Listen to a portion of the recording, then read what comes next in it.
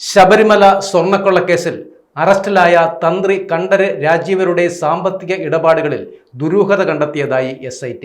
2024 സ്വകാര്യ ബാങ്കിൽ ഒറ്റത്തവണയായി 2.5 കോടി രൂപ നിക്ഷേപിച്ചിരുന്നുവെന്നാണ് അന്വേഷണത്തിൽ പുറത്തു വന്നിരിക്കുന്ന വിവരം.